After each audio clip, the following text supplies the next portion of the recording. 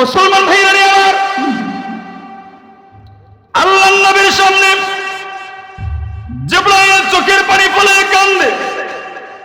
আল্লাহর নবী ডাক দিয়ে কই, জিবরাইল তুমি কেন কান্দো? তোমার কান্নার কারণ ডাক। জিবরাইল কান্দে আর কোন নবীজি,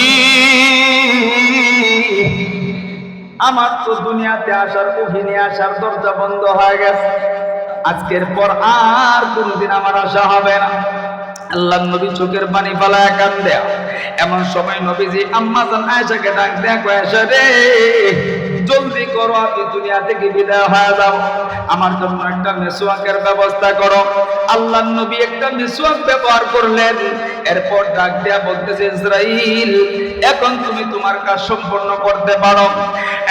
বন্ধু, এর পূর্বে আল্লাহর নবীর চোখের পানি ফেলায় ফেলায় কাঁদতেছে। জিবরাইল ডাক দিয়ে কই, নবীজি আপনি কেন কাঁদেন? আপনার কান্নার কারণটা একটু জানবার চাই। আল্লাহর নবী ডাক দিয়ে কই, জিবরাইল আমি দুনিয়া থেকে বিদায় নেব এজন্য কান্না করি না। জিবরাইল আমি আমার ফাতেমার জন্য কান্না করি না, আমি আয়েশার জন্য কান্না করি না। আল্লাহর নবীর জিবরাইল জিগায়, নবী গো তাইলে আপনি কেন কান্দেন? কান্নার কারণটা কি? আল্লাহর নবী ডাক দিয়ে কই, জিবরাইল আমি কান্দি, কান্নার কারণ হইল আমার এতিম উম্মতের অবস্থাটা কি হবে। আল্লাহর নবীর এই কথা শুনে জিবরাইল ডাক দিয়ে কই, নবীজি আল্লাহ পাক জানায় দিয়েছে আপনি চলে যাওয়ার পরে এতিম উম্মতের দায়িত্ব নেবেন স্বয়ং আল্লাহ। মুসলমান ভাইরা আমার, এবার আজরাইল মালাকুল মউত বিশ্বনবীর সরদারে দু জাহান আকা নাম্বার তাজদার মদিনা নবী মুহাম্মদুর রাসূলুল্লাহ সাল্লাল্লাহু আলাইহি ওয়াসাল্লাম, যাকে না বানাইলে আমার আল্লাহ এই কুল কায়নাত বানাইতো না, কোন মাখলুক আল্লাহ বানাইতো না। পৃথিবীর সব কিছুর চাইতে যাকে আল্লাহ বেশি ভালোবাসেন, দেখেন তার মরণটা কেমন হয়। আজরাইল নবীজির বুকের উপরে হাত রাখছে। আল্লাহর নবী চোখের পানি ছাইরা দিয়া কান্দে আর কইছে, জিবরাইল আমার কাছে তো মনে হয় না তুমি হাত বুকের উপরে রাখছো, আমার কাছে মনে হয় তুমি 12 মাইল উহুদ পাহাড়টা আমি নবী মুহাম্মদের বুকের উপরে তুমি রাইখা দিছো। জিবরাইল হাত ছড়াও, জিবরাইল হাত ছড়াই, আবার কিন্তু আবার হাত রাখছে। আল্লাহর নবী ডাক দিয়ে, জিবরাইল এবার তো মনে হয় গোটা আসমান জমিনটা আমার বুকের উপরে রাইখা দিছো। এবার তৃতীয়বার আবার হাত রাখছে। আল্লাহর নবী কই, জিবরাইল এবার মনে হচ্ছে গোটা পৃথিবীটা আমার বুকের উপরে চাপায় দিছ। তবে তোমার একটা কথা বলি, আমি নবীর যদি এত কষ্ট হয়, আমার এতিম উম্মতের কি কষ্ট হবে? আমার উম্মতের কষ্ট বলে আমি নবী মুহাম্মদের উপরে চাপায়া দাও। বন্ধু, নবীজি বিদায় হওয়ার আগে শেষ কথা আম্মা জানা আছে ডাক দিয়ে কয়, আয়েশা রে পৃথিবীর মানুষকে জানায় দিবা শেষ কথা হইল আমার উম্মত যেন এক ওয়াক্ত নামাজ দুনিয়াতে না ছাড়ে। নবীজির শেষ কথা কি? নামাজ। শেষ কথা কি? জোরে বলেন, শেষ কথা কি? কিন্তু আমাদের শেষ কথা হলো খাওয়া দাওয়া, গুণ, পরে নামাজ, আগে নামাজ। নামাজ ছাড়া জান্নাতে যাওয়া যাবে? কাল কিয়ামতের ময়দানে সর্বপ্রথম যে হিসাবটা হবে এটা হচ্ছে নামাজ। এখন যদি কেউ কয় আমি দেওয়ানবাগির মুড়ি দিয়েছি, নামাজ লাগতো না। কেউ যদি কয় আমি আটকুশির মুড়ি দিয়েছি, নামাজ লাগতো না। মনে করবেন যদি কোনো ফিরে নামাজ পড়ে না, মনে করবেন এটা ভণ্ড। নামাজ ছাড়া আল্লাহর ওলি হওয়া যায় না। এজন্য কোনো মাজারে যাবেন না, ভণ্ডদের কাছে যাবেন না, পারলে আল্লাহওয়ালা আলেমদের সোহবতে যাবেন, কপাল খুলে যাবে, দুনিয়া আখিরাত সফল হবে। কিন্তু মাজারে যাবেন শিরকের বোঝা নিয়া, দুনিয়া থেকে কাফের হয়ে বিদায় হয়ে যাবে। এজন্য আমরা নামাজ পড়বো তো ইনশাআল্লাহ। নামাজ পড়লে যেমন পুরস্কার আছে, নামাজ না পড়লে সেরকম শাস্তিটাও আছে। কেমন শাস্তি? নামাজ না পড়লে দুনিয়াতে যেমন শাস্তি হবে, পরকালেও কয়েকটা শাস্তি হবে। মুহতারাম হাজিরিন, আল্লাহর নবী বিশ্ব নবী রাহমাতাল লিল আলামিন বলেন, যদি কোনো মুমিন বান্দা নামাজ না পড়ে, একটু জিকির করেন, লা ইলাহা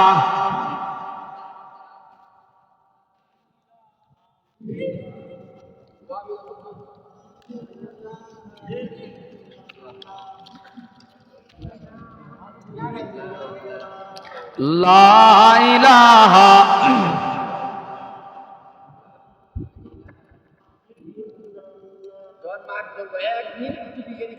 তোরা এখানে বই রয়েছে কি? হ্যাঁ, তোর আগে কইছে একটা লোক থাকতে।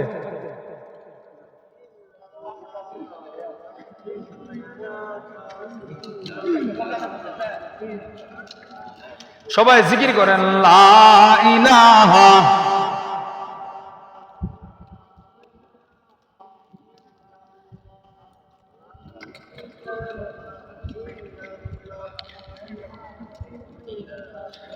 লা ইলাহা ইল্লাল্লাহ লা ইলাহা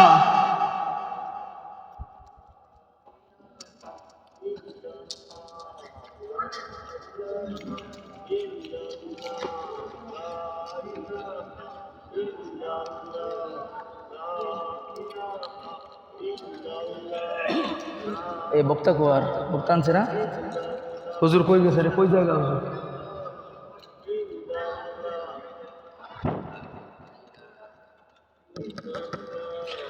লা ইলাহা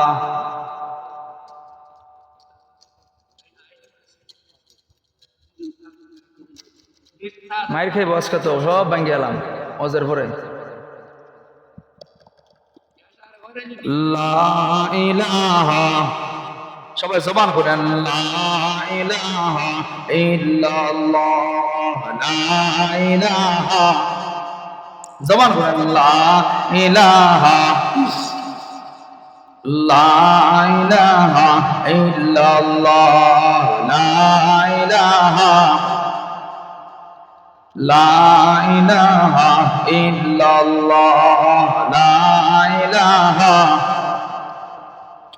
লা ইলাহা ইল্লাল্লাহ লা ইলাহা লা ইলাহা ইল্লাল্লাহ মুহাম্মাদুর রাসূলুল্লাহ। সবাই আওয়াজ দেয়া পড়ে সাল্লাল্লাহু আলাইহি ওয়াসাল্লাম। একটু জবানটা করে আওয়াজ দেয়া পড়ি তো আল্লাহু আকবার। আর একটু জবান করে আল্লাহু আকবার। এ মুসলমান বাবাজি, আল্লাহর নবী বিশ্ব নবী রহমাতুল লিল আলামিন বলে না, যদি কোনো বান্দা বান্দি নামাজ না আদায় করে আমার আল্লাহ ওই বান্দা বান্দির কবরে একজন ভয়ঙ্কর ফেরেশতা পাঠিয়ে দেয়। বলে কেমন ভয়ঙ্কর ফেরেশতা? ওই ফেরেশতার চেহারাটা থাকবে কালো, ওই ফেরেশতার হাতের নখগুলি থাকবে বড় বড়, ওই ফেরেশতার দাঁতগুলি থাকবে লম্বা লম্বা। আল্লাহর নবী বিশ্ব নবী রহমাতুল লিল আলামিন বলে ওই ফেরেশতা এমন বিকট চেহারা নিয়া হাতের ভিতরে একটা হাতুড়ি নিয়া বেনামাজির দিকে আগায় আসবে। বেনামাজি বাবা মা বইলা বইলা চিৎকার করে কাঁদবে। আল্লাহর নবী বলে চিৎকার করে কাঁদতে থাকবে, কিন্তু কেউ তার চিৎকার শুনবে না, কেউ তার কান্নার আওয়াজ শুনবে না। শুধু এতটুকুর মধ্যে সীমাবদ্ধ নয়। আল্লাহর নবী মায়ার নবী বলে যদি কেউ ফজরের নামাজ আদায় না করে ফজর থেকে যোহর পর্যন্ত হাতুড়ি মারবে। যদি কোনো বান্দা বান্দি যোহরের নামাজ না পড়ে যোহর থেকে নিয়ে আসর পর্যন্ত হাতুড়ি মারবে। যদি কেউ আসরের নামাজ না পড়ে রে আসর থেকে নিয়ে মাগরিব পর্যন্ত হাতুড়ি মারবে। যদি কেউ মাগরিবের নামাজ না পড়ে মাগরিব থেকে নিয়ে এশা পর্যন্ত হাতুড়ি মারবে। যদি কেউ এশারের নামাজ না পড়ে এশা থেকে ফজর পর্যন্ত হাতুড়ি মারবে। আল্লাহর নবী বলে এইভাবে বেনামাজির কবরের ভিতরে শাস্তি হতে থাকবে। যুবক ভাইরা, আমার বৃদ্ধ বাবারা, আমার পর্দার আড়ালের মারা, আল্লাহর নবী বলে বেনামাজি মৃত্যুর সময় তিনটা শাস্তির সম্মুখীন হবে। এক নম্বরে বেনামাজি মৃত্যুর সময় এক নাম্বার শাস্তি হলো প্রচন্ড অপমানের সাথে মৃত্যু হবে। এজন্য নজর করে দেখবেন সমাজের কোন বেনামাজি মানুষ যখন মারা যায় মৃত্যুর সময় পেশাব পায়খানা করে দেয়, অনেক সময় চেহারাটা কালো হয়ে যায়। এমন ভাবে মৃত্যুবরণ করে তার চেহারার দিকে আর তাকানো যায় না। মানুষ বলে চেহারাটা কেমন যেন হয়ে গেছে। আল্লাহর নবী বলে বেনামাজি মৃত্যুর সময় দ্বিতীয় নাম্বার শাস্তি প্রচন্ড ক্ষুধার্ত অবস্থায় মৃত্যুবরণ করবে। আল্লাহর নবী বলে তৃতীয় এমন ক্ষুধার্ত অবস্থায় দিনের সব খাবার যদি তার সামনে হাজির করা হয়, সমস্ত খাবার সব খাবার খেলেও বুঝি তার তার পেটের ক্ষুধা মিটবে না। আল্লাহর নবী বলে বেনামাজের তৃতীয় নাম্বার শাস্তি হইল এমন পিপাসা অবস্থায় মৃত্যুবরণ করবে, গোটা পৃথিবীর সব পানি যদি তার গলায় ঢেলে দেয় এরপরেও তার পানির পিপাসা মিটবে না। আল্লাহর নবী বলে বেনামাজির কবরে তিনটা শাস্তি হবে। যুবক ভাইরা শুধু এতটুকুর মধ্যেই সীমাবদ্ধ নয়, আল্লাহর নবী বলে বেনামাজির কবরে আরো তিনটা শাস্তি হবে। এক নাম্বার, কবরটা সংকীর্ণ করে দেওয়া হবে।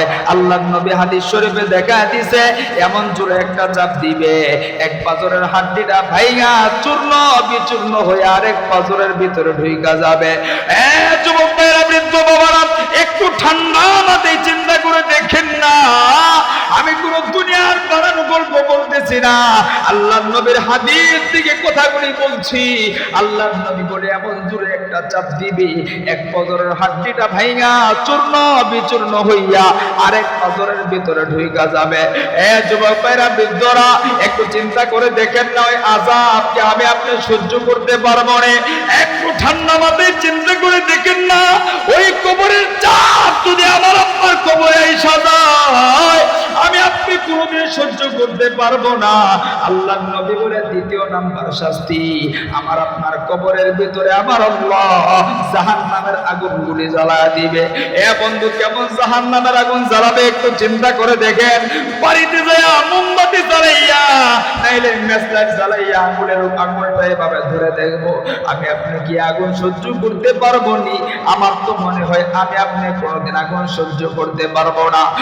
যুবক ভাইরা, বৃদ্ধরা, মৃত্যুর পরে যখন কেউ থাকবে না, সেই দুনিয়ার যে বাবার সংসার সুন্দর করার জন্য কামাই করলাম, এত কষ্ট করে নামাজ রোজা বাদ দিয়া টাকার পিছনে দৌড়াইলা, ওই বাবা মাও তোমার আমার কবরে থাকবে না। যেই বন্ধুর লগে আড্ডা দিয়া নামাজ ছাড়লা, সেই বন্ধুটাও আমার তোমার কবরে থাকবে না। এজন্য ভাইরা রে আমার, খুব খেয়াল করে দুনিয়াতে চলতে হবে, খুব খেয়াল করে। শুধুমাত্র ঈমান আমার আপনার কবরে যাবে, আর কোনো কিছু আমার আপনার কবরে যাবে না। আল্লাহর নবী বলে কবরের তৃতীয় নাম্বার শাস্তি হইল, আল্লাহর নবী বিশ্ব নবী রাহমাতাল লিল আলামিন বলে আমার আপনার কবরের 3 নাম্বার শাস্তি, আল্লাহ কবরে বিষাক্ত সাপ ঢুকায় দিবে। এই দুনিয়াতে রাস্তায় চলতে গিয়ে আমি আপনার রাস্তায় সাপ দেখলে রাস্তা ছাইরা দৌড় দেই, আমার আপনার ঘরের ভিতরে সাপ থাকলে ঘরের ভিতরে ঘুমাই না। একটু ঠান্ডা মাথায় চিন্তা করে দেখেন না, আমার আপনার কবরে যখন আমার আল্লাহ কবরে সাপ ঢুকায় দিবে, আমি আপনার কিন্তু ওই কবরের ভিতরে আর পালানোর কোনো সুযোগ পাবো না? সুযোগ আছে? কবরে যদি আগুন ধরায় দেয় মনে হয় কবর ভাঙ্গা বাইরে হওয়ার কোনো সুযোগ আছে? একটু চিন্তা করে দেখেন তো ওই কবরের হালতটা কি হবে। আজকে টাকার পিছনে বইরা, গাড়ি বাড়ির পিছনে বইরা, ধন সম্পদের পিছনে বইরা আমি আপনি নামাজ ছেড়ে দিচ্ছি। একটু চিন্তা করেন, এই মুহূর্তে যদি মালাকুল মউত আজরাইল আমার আপনার সামনে হাজির হয়ে যায়, সবই তো পড়ে থাকবে, সব পড়ে থাকবে, আগামীকালকের স্বপ্নগুলো পড়ে থাকবে, বাড়ি গাড়ি জমি সম্পদ সব কিছু পড়ে থাকবে। শুধুমাত্র 3 টুকরা কাপড় নিয়ে আমি আপনি বিদায় দিব। কয় টুকরা? জোরে বলেন, কয় টুকরা?